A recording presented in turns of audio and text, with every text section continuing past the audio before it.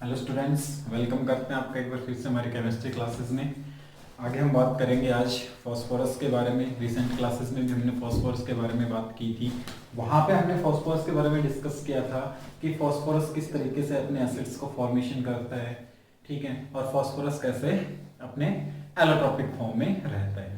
Allotropic form की हमने बात की थी रिसेंट क्लास में। वहाँ पे हमने उनकी प्रिपरेशन भी देखी थी, किस किस एलोट्रोपिक फॉर्म में एग्जिस्ट करते हैं और कौन सी एलोट्रोपिक फॉर्म फॉस्फोरस की कितनी स्टेबल होती है और कितना कैसे रिएक्शन करती है, ठीक है। उसी को कंटिन्यू करते हुए आज हम बात करेंगे अपनी अगली क्लास में फॉस्फोरस के हैलाइड्स के बारे में। अब देखिए, फॉस्फोरस है तो वो हैलोजेंस के साथ रिएक्शन भी करेगा, तो फॉस्फोरस के हैलाइड्स के बारे में अगर बात करें तो phosphorus PX3 and PX5 type के दो हैलाइड्स फॉर्मेशन करता है, ठीक है। यहां हम बात करेंगे इसकी सबसे पहले प्रिपरेशन की, और प्रिपरेशन में क्या आएगा, सबसे पहले हम PX3 मींस X यहां पे क्या होगा, फ्लोरीन हो सकता है, क्लोरीन हो सकता है, ब्रोमीन एंड आयोडीन यहां पे हो सकता है। तो जो फॉस्फोरस है हम बात करेंगे, जो सबसे स्टेबल इसका हैलाइड है फॉस्फोरस ट्राई हैलाइड्स में PCl3 के बारे में सबसे ज्यादा स्टेबल होगा। उसका रीजन भी है कि सबसे ज्यादा स्टेबल इसलिए हो पाता है कि जैसे जैसे हम नीचे बढ़ते हैं तो एलिमेंट का साइज क्या हो जाएगा, बड़ा हो जाएगा, तो इसलिए ब्रोमीन और आयोडीन फॉस्फोरस के चारों तरफ जो ऑक्यूपाई करेंगे तो इतना ज्यादा स्पेस मिल नहीं पाता, तो वहां स्टेरिक हिंड्रेंस फैक्टर की वजह से कहीं ना कहीं थोड़ा बहुत रिपल्शन रह जाता है, और उस रिपल्शन की वजह से स्टेबिलिटी डिक्रीज होती चली जाएगी, ठीक है। तो PCl3 की फॉर्मेशन देखते हैं, तो P4 फॉस्फोरस के रिएक्शन अगर हम करवाएं Cl2 के साथ तो ये क्या करेगा, PCl3 फॉर्मेशन कर लेगा, ठीक है। क्या फॉर्मेशन करेगा, PCl3। और रिएक्शन को बैलेंस करने के लिए देखिए कितने फॉस्फोरस में 4, तो मैं यहां 4 लिख दूं, इधर कितने हो गए 12, तो यहां लिख देते हैं 6Cl2। लेबोरेटरी प्रिपरेशन मेथड है ये, इस तरीके से हम लैब में प्रिपेयर करने में अपनी रिएक्शंस को कंप्लीट करवा सकते हैं। दूसरा है P4 फॉस्फोरस की रिएक्शन ही किसके साथ, SOCl2 के साथ, फाइनली क्लोराइड इसको बोला जाता है। तो यहां पे क्या बनाएगा, PCl3 SO2 and S2Cl2 formation कर लेता है ये, ठीक है। रिएक्शन को बैलेंस करने के लिए फॉस्फोरस कितने हैं, 4 हैं, तो हो गया 4। अब इधर कितने हो गए Cl 12, तो यहां फॉस्फोरस इधर 8, तो 8 के साथ यहां हम लेंगे 4, इधर हो गए और 4 यहां पे हो गए। कंप्लीट रिएक्शन क्या हो जाएगी, बैलेंस है अपनी, ठीक है। तो ये दो प्रिपरेशन मेथड है, लेबोरेटरी प्रिपरेशन मेथड है। स्ट्रक्चर की बात करें तो PCl3 के बारे में हमने पहले भी डिस्कशन कर लिया था, बता दिया था रिसेंट वीडियोस में। जिन बच्चों ने नहीं देखे पर फिर से वो अपनी वीडियोस को दोबारा से देख लें, ठीक है। तो यहां जो PCl3 है, देखो फॉस्फोरस ने कितने बॉन्ड बना रखे हैं, 3 बॉन्ड बना रखे हैं। तो फॉस्फोरस क्या करेगा, एक लोन पेयर के साथ 3 क्लोरीन को सिंगल बॉन्ड देगा और यहां से ज्वाइंट हो जाएगा इसके साथ, जहां बॉन्ड एंगल 100.4 डिग्री का होगा, ठीक है। 100.4 degree and hybridisation is sp3। Hybridisation निकालने का एक फॉर्मूला मैं आपको बता देता हूं कि किसी भी कंपाउंड की हाइब्रिडाइजेशन निकालते हैं तो V + M - C + A divide by 2, इस फॉर्मूला से निकालेंगे। V क्या है यहाँ पे, V वैलेंस इलेक्ट्रॉन है,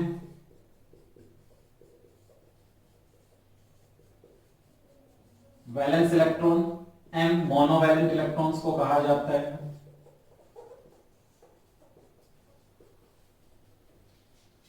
C कैटायन और A एनायन। देखिए फॉस्फोरस की हम बात कर रहे हैं तो फॉस्फोरस में वैलेंस इलेक्ट्रॉन कितने हैं, तो फॉस्फोरस के अंदर वैलेंस इलेक्ट्रॉन वैलेंस में प्रेजेंट इलेक्ट्रॉन 5, यहां मोनोवैलेंट कितने हैं 3, माइनस कैटायन यानी कि पूरे मॉलिक्यूल पे क्या है, कोई चार्ज नहीं है, तो 0 हो गया। कैटायन यानी कि पूरे मॉलिक्यूल पे ना पॉजिटिव चार्ज है ना नेगेटिव चार्ज है, तो यहां भी 0 रखेंगे। आंसर अपना कितना आता है 4, और जब 4 आंसर आएगा तो हाइब्रिडाइजेशन होती है sp3। अब देखिए पूरा बहुत बड़ा कॉन्सेप्ट है, अगर मैं हाइब्रिडाइजेशन को करवाऊं तो, लेकिन यहाँ थोड़ा सा मैं आइडिया आपको दे देता हूं कि ये कैसे पता चलेगा कि फॉर्म में हाइब्रिडाइजेशन sp3 ही रहेगी। देखिए सिंपल है, s हमेशा 1 बॉन्ड फॉर्मेशन करेगा, p वाली ऑर्बिटल हम मैक्सिमम 3 बॉन्ड फॉर्मेशन कर सकती है, इससे ज्यादा नहीं कर सकती। d मैक्सिमम देखो कितने हुए 3 1 4, मैक्सिमम 3 बॉन्ड ये फॉर्मेशन कर सकता है, बिकॉज कोई भी एलिमेंट है वो ज्यादा से ज्यादा 7 या 8 बॉन्ड फॉर्मेशन कर सकता है। ठीक है, 8 इसलिए फॉर्मेशन नहीं करता क्योंकि 8 इलेक्ट्रॉन आउटर सेल में होने भी जरूरी है, और आउटर सेल में 8 इलेक्ट्रॉन्स नहीं होंगे एक्सेप्ट जीनॉन एंड क्रिप्टॉन। कुछ हद तक जीनॉन और क्रिप्टॉन अपने कंपाउंड्स को फॉर्मेशन कर लेते, तो वहां जो डी है वो क्या कर लेता है, D4 तक चला जाता है अपने हाइब्रिडाइजेशन में, लेकिन जनरली ऐसा नहीं होगा। तो देखिए कितने बॉन्ड है टोटल यहाँ बने, हमारा आंसर आया 4। तो 4 में से अभी देखो ऊपर क्लियर हो गया ना कि S कितने बनाएगा, एक, तो हम S को लिखेंगे 1, और P ने कितने बनाए, 4 में से 1 चला गया तो क्या बचा P3, तो 1 को लिखना जरूरी नहीं है, तो क्या आ जाता है sp3 हाइब्रिडाइजेशन के साथ रहता है। क्लियर है, बॉन्ड एंगल यहाँ पे कितने डिग्री का हो जाएगा, 100.4 डिग्री का यहाँ पे बॉन्ड एंगल रहेगा। अब हम इसकी फिजिकल प्रॉपर्टी की बात कर लेते हैं। तो फिजिकल प्रॉपर्टीज में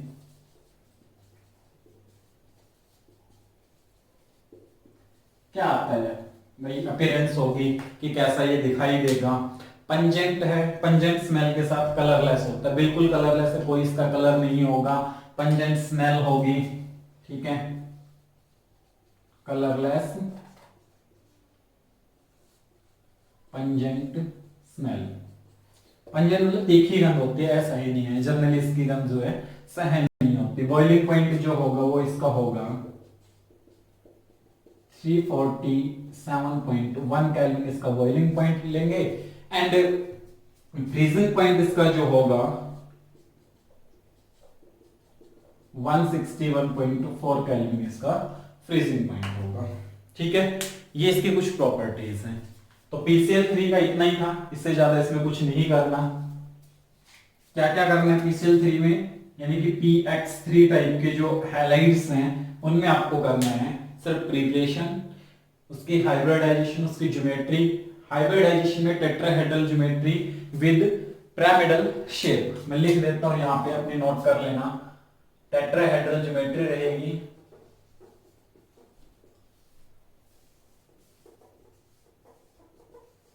एंड शेप जो इसकी रहेगी वो पिरामिडल शेप रहेगी। ठीक है, अगली हम बात करेंगे अपने नेक्स्ट हैलाइड PCl5 के बारे में। तो PCl5 का जो होगा वो देख लेते हैं एक बार।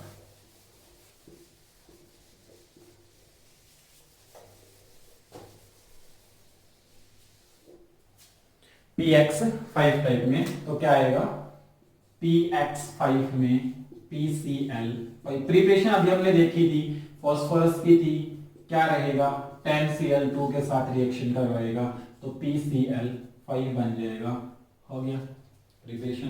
ठीक है, सेकंड है, अभी हमने PCl3 फॉर्मेशन किया था, तो PCl3 की रिएक्शन अगर Cl2 के साथ करवाएंगे तो यहां से भी क्या बन जाएगा अपने लिए, PCl5 बनेगा। ठीक है, हाँ अब इसकी हम स्ट्रक्चर और ज्योमेट्री की बात कर लेते हैं।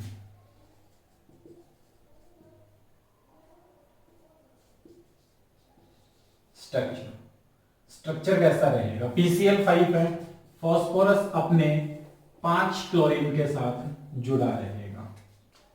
ठीक है, 5 क्लोरीन के साथ जो फास्फोरस जुड़ेगा,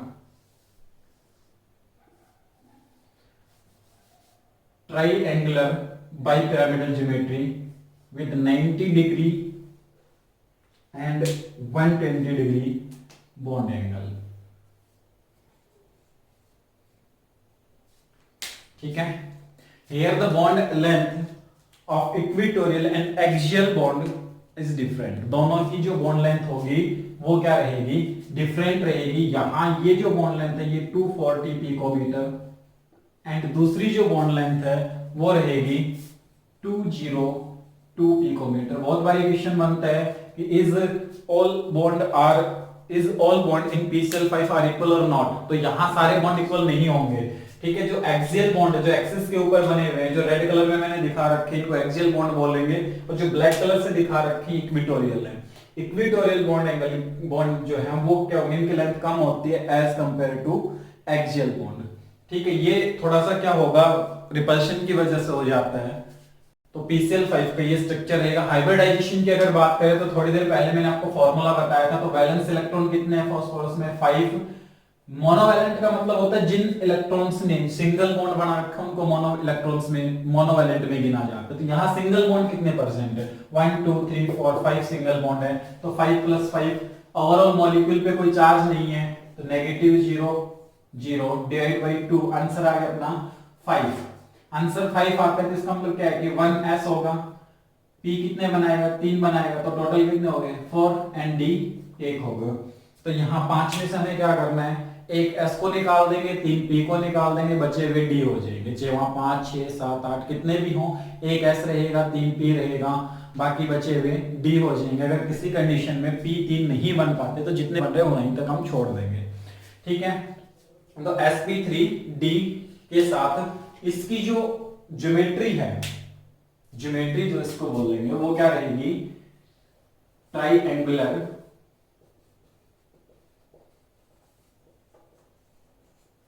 बाइपिरामिडल।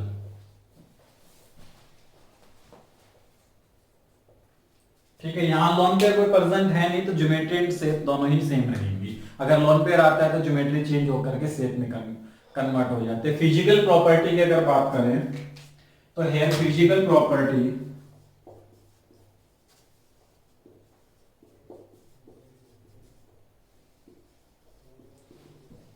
पेल येलो कलर का होता है।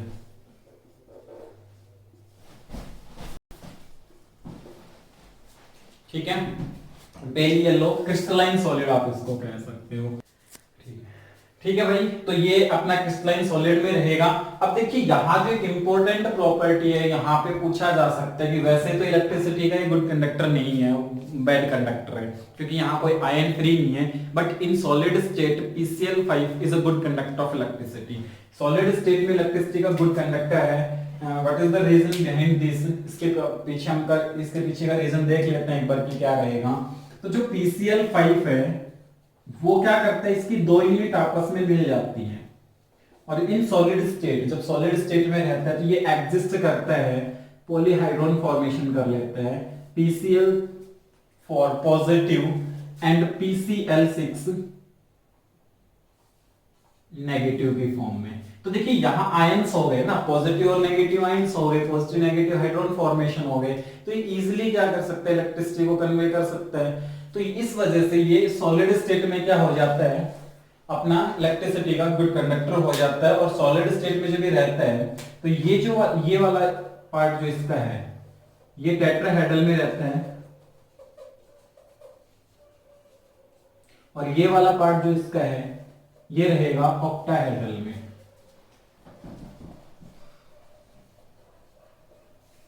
ठीक है, तो ये प्रॉपर्टीज की याद रखना, एग्जाम में क्वेश्चन के अगर पूछ लेते हैं कि PCl5 सॉलिड स्टेट में अपने उसको इलेक्ट्रिसिटी का कंडक्टर होता है, वही what is the reason behind this, तो हम इसके पीछे रीजन दे सकते हैं, because it exist in ionic form in solid state.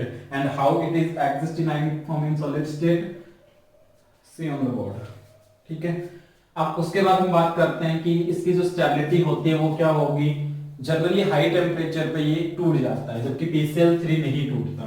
तो इसको जब हीट करेंगे तो it will convert into PCl3 and Cl2, ये PCl3 एंड Cl2 में चला जाता है।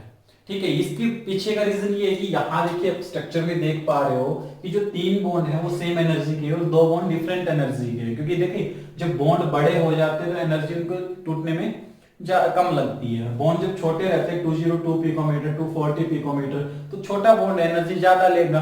तो जब आप इसको गर्म कर रहे हो, लगातार इसको टेम्परेचर दिए जा रहे हो, तो ऑन हाई टेम्परेचर ये जो 2 बॉन्ड है, एक्सियल बॉन्ड है, बोथ आर ब्रेक होने के बाद क्या होंगे, Cl2 इन गैसेस फॉर्म में चला जाएगा। और इसकी इसी प्रॉपर्टी की वजह से बहुत सारी ऑर्गेनिक रिएक्शंस में इसको यूज कर लिया जाता है। ठीक है, अल्कोहल प्रिपरेशन के लिए हम यूज करते हैं। क्लियर है, तो ये थे हमारे पास फास्फोरस के हैलाइड्स। अब हम बात करेंगे, हाँ तो अब अगला जो टॉपिक हमारा था वो है ऑक्सो एसिड्स ऑफ फास्फोरस। देखिए रिसेंट क्लास में मैंने कल भी थोड़ा सा बताया था कि ऑक्सो एसिड्स क्या होते हैं। तो ऑक्सो एसिड्स क्या होंगे, ऑक्सो एसिड्स जो होंगे इसकी प्रॉपर्टी भी हम बात करेंगे। पहले तो ये देखिए एसिड्स क्या होते हैं, सभी को पता है कि H+ डोनेट करने वाले क्या होंगे, एसिड होंगे। ठीक है, अब ऑक्सो एसिड्स का क्या केस आता है, जब इसके स्ट्रक्चर को हम स्टडी करेंगे तो आप लोग अच्छे से समझ जाएंगे कि ऑक्सो एसिड्स क्या होंगे। तो वन बाय वन हम ऑक्सो एसिड्स के बारे में स्टडी करते हैं। तो पहला ऑक्सो एसिड्स जो हमारे पास आता है H3PO3 हाइपोफॉस्फोरस एसिड और फॉस्फेनिक एसिड के नाम से इसको बोला जाता है। लिख देता हूं इसका नाम। देखिए इंपॉर्टेंट टॉपिक है, अपनी नोटबुक में नोट कर लीजिएगा।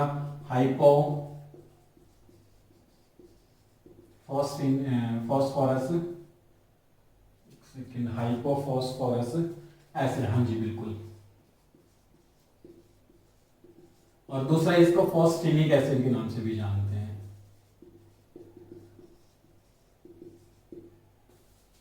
ठीक है, अब इसके स्ट्रक्चर की बात करते हैं। तो what is the oxidation state of phosphorus in hypophosphorous acid, then we can calculate the oxidation state of phosphorus and the formula is, जिसकी भी ऑक्सीडेशन स्टेट में कैलकुलेट करनी है उनको उसको मैक्स मान लेंगे। ऑक्सीजन पे -2 चार्ज होता है तो 2 ऑक्सीजन है तो 2 से मल्टीप्लाई कर देंगे।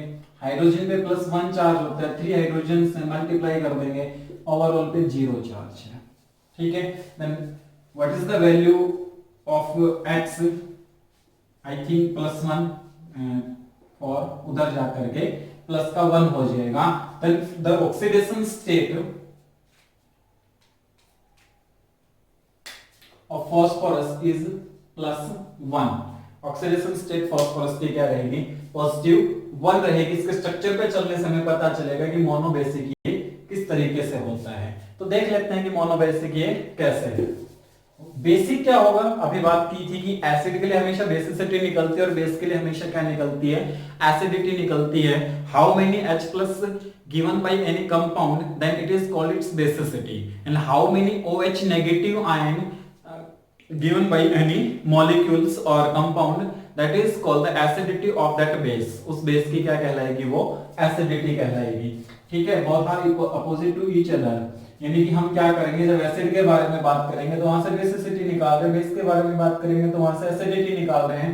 देख लेते हैं, फास्फोरस है, डबल बॉन्ड ऑक्सीजन, कितने हाइड्रोजन है, 3 है, ऑक्सीजन 2 ही है, तो 1 हाइड्रोजन के साथ और 3 डायरेक्ट फास्फोरस के साथ जुड़े होंगे। यहाँ जो इंपॉर्टेंट और नोटिस करने की बात है वो ये है कि जितने भी ऑक्सो एसिड्स हैं फास्फोरस के, हम पढ़ेंगे 7 से 8 9 ऑक्सो एसिड्स के बारे में हम पढ़ेंगे। तो हर एक ऑक्सो एसिड में एक फास्फोरस ऑक्सीजन डबल बॉन्ड रहेगा और कम से कम एक फास्फोरस ऑक्सीजन सिंगल बॉन्ड रहेगा। इस चीज को याद रखना, एक फास्फोरस ऑक्सीजन डबल बॉन्ड और कम से कम एक फास्फोरस ऑक्सीजन सिंगल बॉन्ड रहेगा। डिफरेंट ऑक्सीडेशन स्टेट में वो एग्जिस्ट कर सकते हैं। That is the structure of hypophosphorous acid और phosphinic acid, and the oxidation state is +1 and the hybridization of all oxo acids of phosphorus is sp3। हर एक oxo acids की जो हाइब्रिडाइजेशन रहेगी वो sp3 रहेगी। Now we will discuss about our next oxo acid H3PO3।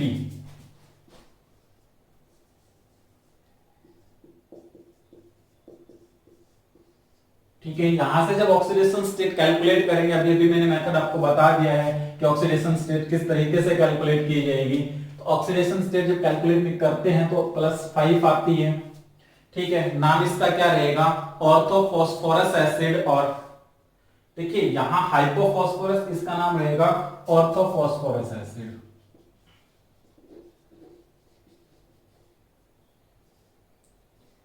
Orthophosphorous acid, ठीक है, और इसका नाम क्या था, फॉस्फेनिक एसिड। तो उसका ऑर्थोफॉस्फोरस एसिड, और इसका नाम क्या, ये रहेगा कैसा, it is dibasic in nature.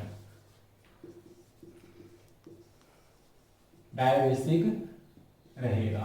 देखिए बेसिसिटी का मैंने बताया, मोनोबेसिक इसमें से सिर्फ वही बेसिसिटी में काउंट किए जाएंगे जो ऑक्सीजन के साथ हाइड्रोजन जुड़े हुए हैं। यहाँ देखिए 1 2 3 तीन हाइड्रोजन है, तो हम सोचेंगे कि भाई ये क्या कर सकता है, 3 हाइड्रोजन डोनेट कर सकता है, एसिड तो वही होगा ना जो H+ डोनेट कर सकता हो, लेकिन हम पढ़ रहे हैं oxo acids.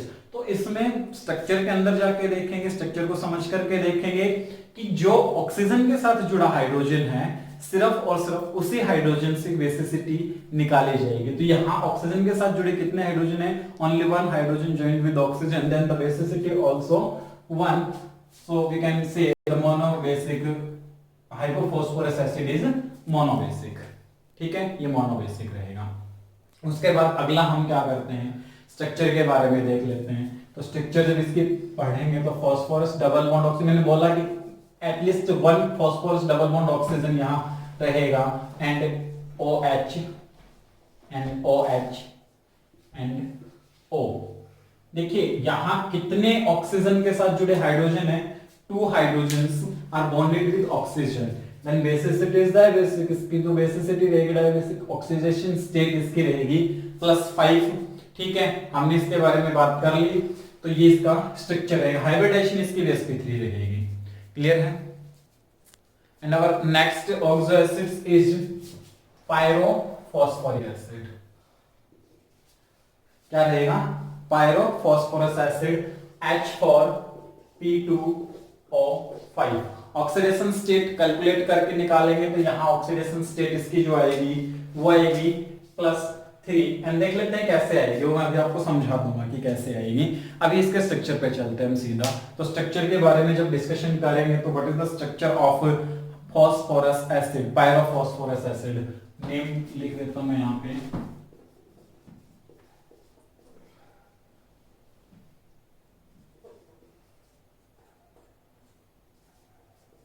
पायरोफॉस्फोरस acid. And the basicity, देखिए अब की बार मैं पहले नहीं लिखूंगा बेसिसिटी, अब स्ट्रक्चर को देख लेते हैं, स्ट्रक्चर से ही हम निकाल लेंगे। लिख सकते हैं डायबेसिक का, लेकिन कैसे पता चलेगा वो देख लेते हैं। तो स्ट्रक्चर पे चल के जो बात करेंगे तो फॉस्फोरस ऑक्सीजन 5 है, double bond oxygen, single bond oxygen के थ्रू दूसरा फॉस्फोरस जुड़ेगा, double bond oxygen. And how many oxygen in this, 1 2 3 4 and 5। ठीक है, हाइड्रोजन 1। ठीक है, यहां भी हाइब्रिडाइजेशन क्या रहेगी इसकी, sp3 ही रहेगी। ऑक्सीडेशन स्टेट कैलकुलेट करनी बहुत इजी है। देखिए x मान लेंगे, कितने हैं फॉस्फोरस 2 है, तो 2x प्लस -2 × 5 = 0। हाइड्रोजन पे +4 चार्ज है, तो +4 यहां से जब निकालेंगे तो आंसर आएगा इसका +3, वो हमने फॉस्फोरस पे रख दिया। ठीक है, तो दोनों, एक फॉस्फोरस के लिए +3 है तो दोनों फॉस्फोरस के लिए +3 हो जाएगी। ठीक है, तो ये इसकी ऑक्सीडेशन स्टेट के साथ इसका स्ट्रक्चर है। हमारा नेक्स्ट रहेगा हाइपोफॉस्फोरिक एसिड। देखिए ये हाइपोफॉस्फोरस एसिड, अभी मैं बात कर रहा हूं हाइपोफॉस्फोरिक एसिड, और ये फॉस्फोरस OUS और IC क्यों लगाते हैं, मैं एक स्ट्रक्चर बना देता हूं फिर समझ में आ जाएगा कि ये OUS कब लगेगा, IC कब लगेगा। ठीक है, तो उसका जो रहेगा फोर्थ है फॉर्मूला H4P2O6, नाम क्या रहेगा, hypophosphorous phosphoric acid, hypophosphoric acid. ठीक है, and the oxidation state is positive for,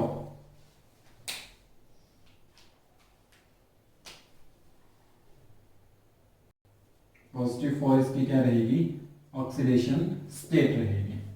ठीक है, तो स्ट्रक्चर के बारे में डिस्कशन कर लेते हैं इसका। तो ये रहेगा फॉस्फोरस, सिंगल बॉन्ड के साथ दूसरा फॉस्फोरस जुड़ेगा, double bond oxygen, double bond oxygen. Clear है, oxygen and hydrogen, oxygen hydrogen, oxygen hydrogen and oxygen hydrogen. देखिए ऑक्सीजन के साथ जुड़े कितने हाइड्रोजन यहाँ पे हैं, there is 4 hydrogen which combine, which bonded with oxygen, hence we can say the basicity of hypophosphoric acid is 1 2 3 4 4 है, तो क्या रहेगा, टेट्राबेसिक रहेगा ये। ठीक है, तो इस तरीके से हम बेसिसिटी भी कैलकुलेट कर सकते हैं। ऑक्सीडेशन स्टेट ऑलरेडी हमने कैलकुलेट कर लिया, +4 अगर आप x मान के निकाल के देखोगे तो आ जाएगा सेम मेथड से जो हमने पीछे डिस्कस कर लिया वहीं से। ठीक है, अगला हमारा है ऑर्थोफॉस्फोरिक एसिड। ऊपर ऑर्थोफॉस्फोरस है, नीचे में बात कर रहा हूं ऑर्थोफॉस्फोरिक एसिड की। ठीक है, तो उसका जो फॉर्मूला रहेगा H3PO4, H3PO4, नाम लिख देता हूं ऑर्थो फॉस्फोरिक एसिड। ठीक है, स्ट्रक्चर पे बात करते हैं, फिर पता चल जाएगा कि डायबेसिक है, ट्राइबेसिक है, मोनोबेसिक है या टेट्राबेसिक है। तो क्या रहेगा, फास्फोरस के साथ double bond oxygen, oxygen hydrogen, oxygen hydrogen and hydrogen. 1 2 3 4 5 हो गया। एक सेकेंड, बिल्कुल ठीक है। तो कितने ऑक्सीजन के साथ जुड़ा हाइड्रोजन है, 3 ऑक्सीजन, और तीनों के साथ ही क्या जुड़े, हाइड्रोजन, ट्राइबेसिक रहेगा ये। अब देखिए, मैं अभी आपसे एक बार यहीं पे डिस्कस कर लेता हूं कि कब OUS लगता है, कब IC लगता है। हायर ऑक्सीडेशन स्टेट में हमेशा IC लगेगा। मैं यहां एक बता देता हूं, डाल देता हूं, नोटिस कर लेना। In higher oxidation state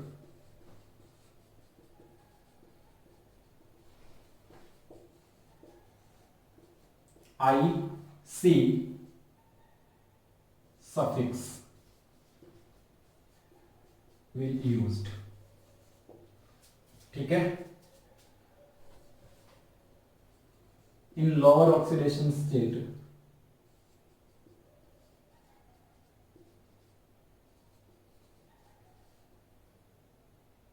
OUS suffix will used। देखिए, ये चीज अभी क्लियर हो जाएगी, निकाल लेते हैं इसकी ऑक्सीडेशन स्टेट क्या आती है। तो अगर मैं फास्फोरस को X मानता हूं, यहां नोट कर लेते हैं, फास्फोरस को मैंने X मान लिया, तो इस फास्फोरस को X मानते ही क्या आएगा, -2 × 4 इज इक्वल टू 0, हाइड्रोजन पे है, +1, तो 3 के लिए मैं डायरेक्ट +3 लिख देता हूं। ठीक है, तो यहां से X की वैल्यू क्या आएगी, -8 X3, एंड यहां -5 और सामने जाके क्या हो जाएगा, प्लस का 5 आंसर आ जाएगा। तो x इज इक्वल टू +5। तो देखिए, x जो +5 आया उसमें क्या आएगा, अब यहां जो +5 है, ऊपर क्या है, +3 है। एक सेकेंड रुकना, देखते हैं। और तो फास्फोरस है, हाँ सॉरी, देखिए यहां मैंने +5 लिख दिया था बाई मिस्टेक, क्योंकि हम जब कैलकुलेट करेंगे तो x प्लस -2 × 6 एंड 3, तो -2 × 6 कितना हो जाएगा, यहाँ पे 6 12, और 12 में से माइनस करेंगे तो देखते हैं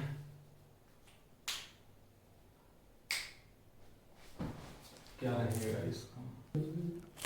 हाँ, तो देखिए यहाँ इसके लिए +3, यहाँ x -2 × 3, तो इसका आंसर आएगा +3। तो इसका मतलब यहाँ पे जो रहेगा +3 रहेगा, बाय मिस्टेक मैंने +5 लिख दिया था।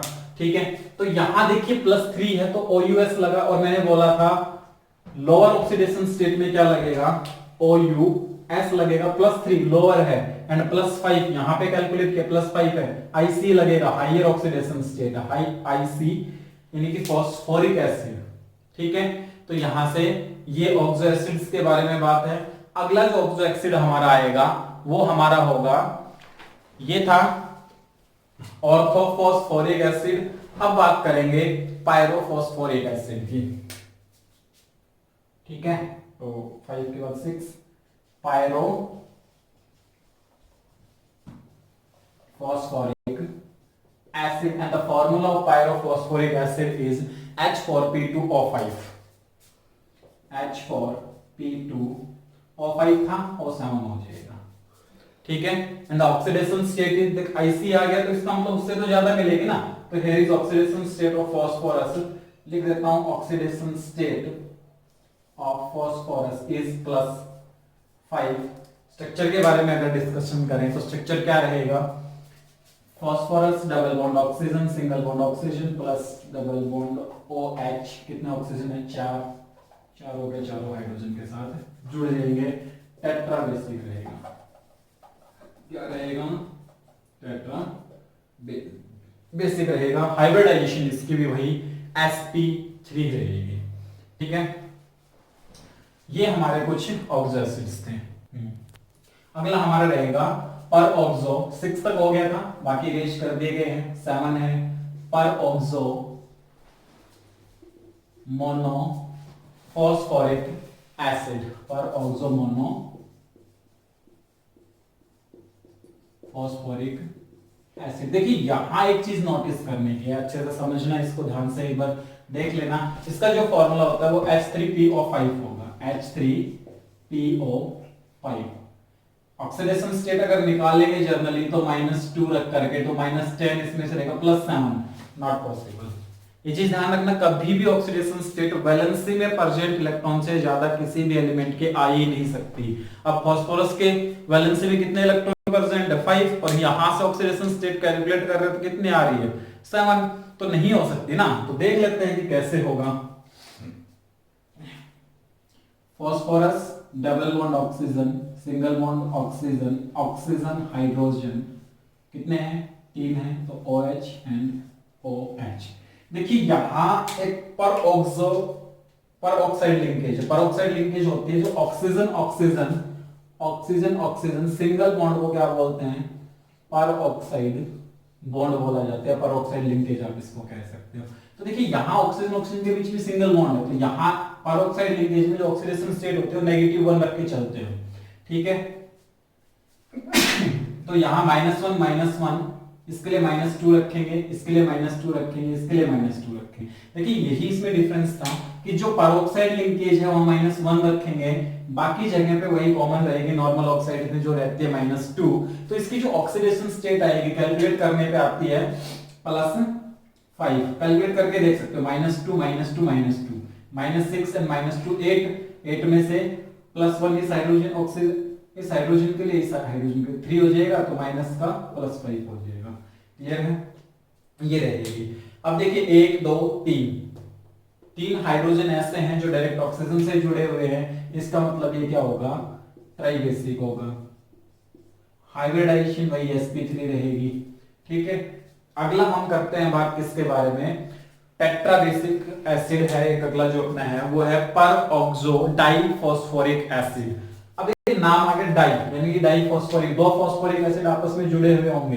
तो 8 नंबर पे चलते हैं, तो क्या आएगा? H for P2O8, H for P2O8, इसका नाम है peroxodiphosphoric acid. Phosphorus double bond oxygen, OH OH oxygen oxygen OH and OH। यहां पे देखिए वही है ना कि जब ऑक्सीडेशन स्टेट निकालेंगे तो इसके लिए क्या रखेंगे? -1 -2 -2 बाकी जो हाइड्रोजन उसके लिए +1 रख के चलेंगे, तो ऑक्सीडेशन स्टेट जब यहां से कैलकुलेट करेंगे तो यहां से जो ऑक्सीडेशन स्टेट है वो क्या आएगी? +5 आ जाएगी दोनों के लिए। इसके लिए भी +5 हो जाएगी और इसके लिए भी क्या हो जाएगी? +5 हो जाएगी। तो दोनों के लिए +5 और +5 चला जाएगा। और देखिए 1 2 3 4, तो यहां से 4 ऑक्सीजन ऐसे हैं जो डायरेक्ट हाइड्रोजन के साथ जुड़े हैं। मींस क्या रहेगा? ये टेट्राबेसिक रहेगा।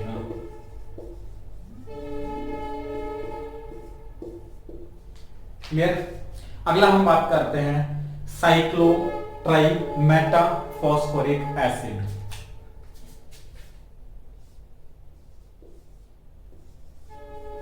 साइक्लोट्राइमेटाफॉस्फोरिक acid and the formula is H3PO3। Tri का मतलब 3 यूनिट इसमें आपस में जुड़ी रहेंगी।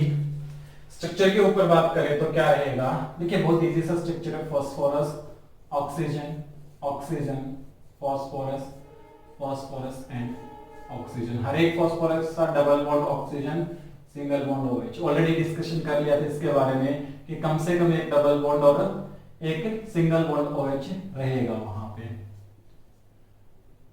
सिर्फ और सिर्फ फास्फोरस के साथ, ये ध्यान रखना है। तो और किसी के साथ हम इसको नहीं दिखाएंगे बॉन्डिंग को, OH एंड OH। ठीक है, ये साइक्लो ट्राइमेटाफॉस्फोरिक एसिड होगा। एंड यहां देखिए 1 2 3, तो ट्राई बेसिक ही होगा ये भी, 3 ऑक्सीजन ऐसे में ट्राई बेसिक नेचर का होगा। ऑक्सीडेशन स्टेट यहां पे कैलकुलेट करोगे तो +5 ही आएगी इसकी, ठीक है। अब लास्ट में बचता है लीनियर पॉलीमेटाफॉस्फोरिक एसिड बचता है। देखिए लीनियर पॉलीमर है, यही आपस में आगे जुड़ते चले जाएंगे। तो लीनियर पॉलीमेटाफॉस्फोरिक एसिड में लास्ट बच रहा है वो एक देख लेते हैं, उसके बाद हम आज के टॉपिक को यही खत्म करते हैं। देखिए ये रहेगा अपना 9 हो गया था ना, 10 कर देते हैं। Linear meta phosphoric acid clear है।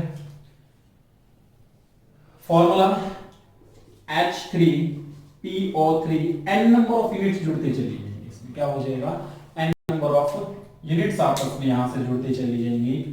तो phosphorus double bond oxygen, clear है, OH oxygen, phosphorus double bond oxygen, OH OH double bond oxygen, OH oxygen, ऐसे आगे जुड़ते चले जाएंगे और n नंबर ऑफ यूनिट्स आपस में जुड़ते चले जाएंगे। Oxidation state also +5 in this oxo acids. तो यहां हमारे ऑक्सो एसिड्स का कॉन्सेप्ट खत्म होता है। आज का ऑक्सो एसिड्स का कॉन्सेप्ट इतना ही था। साथ ही साथ एक और इंफॉर्मेशन मैं आपको दे देता हूं कि हमारा जो 15 ग्रुप था इस यूनिट का, पी ब्लॉक एलिमेंट में 15 ग्रुप नाइट्रोजन फैमिली जो थी, आज उसका लास्ट टॉपिक था। कल हम स्टार्ट करेंगे 16 ग्रुप को। तो देखिए जो 15 ग्रुप में जितने भी क्वेश्चंस इंपॉर्टेंट थे वो यही थे कि नाइट्रोजन कुछ एक्सेप्शनल कंपाउंड बनाता है, फास्फोरस बनाता है, मैं साथ ही साथ करवाता गया हूँ। फिर भी अगर किसी को कोई प्रॉब्लम रहती है, कुछ इंपॉर्टेंट क्वेश्चन है, तो एक दिन हम उसकी क्लास लेंगे। आप कमेंट बॉक्स में डालें अपने क्वेश्चंस को, ठीक है। लाइक शेयर एंड सब्सक्राइब करें, कमेंट भी करें। अगर आपको जिस भी टाइप की वीडियो लग रही है, अच्छी लग रही है तो अच्छी कमेंट करें। आपको वीडियो में कोई भी प्रॉब्लम दिख रही है, कोई भी दिक्कत दिख रही है, तो आप कमेंट में मेरे को बता सकते हैं। कोई क्वेश्चन है तो बताइए, ठीक है। कंटिन्यू रखें अपनी पढ़ाई को। आज के लिए इतना ही है।